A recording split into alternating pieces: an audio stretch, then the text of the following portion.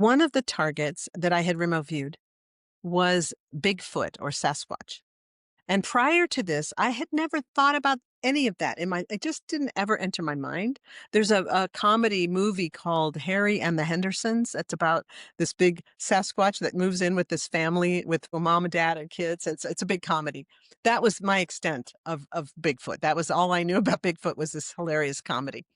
So, and the interesting thing was when I started the session, as soon as I put my pen on the paper, and this was not on the radio, I was supposed to do the session before I went on the radio. But as soon as I started, I went, oh no, it's Bigfoot.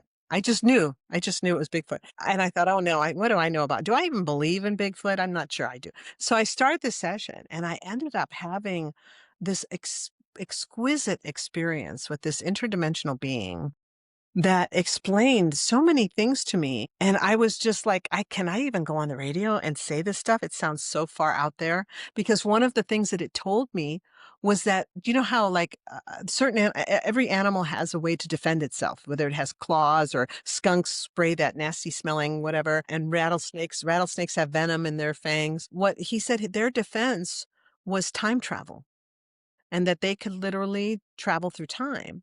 And that's how, that's why we've never been able to capture a Bigfoot, because they can instantly just be in a different time.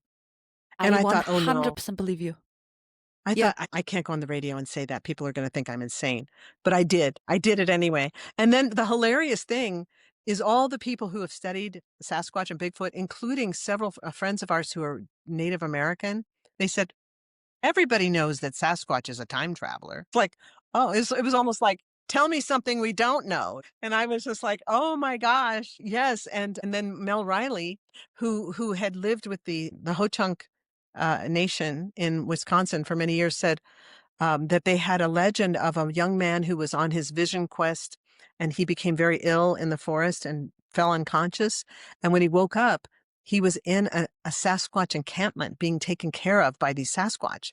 And they had nursed him back to health. And then they took him back to his own camp. And when he walked in, no one recognized him because it was 75 years later. Stop. You know what? I 100% believe that, because I love Bashar and I listened to Bashar talk about this, because I never looked into the Sasquatch. I didn't even know it was called Sasquatch, But he talks about how they were interdimensional beings.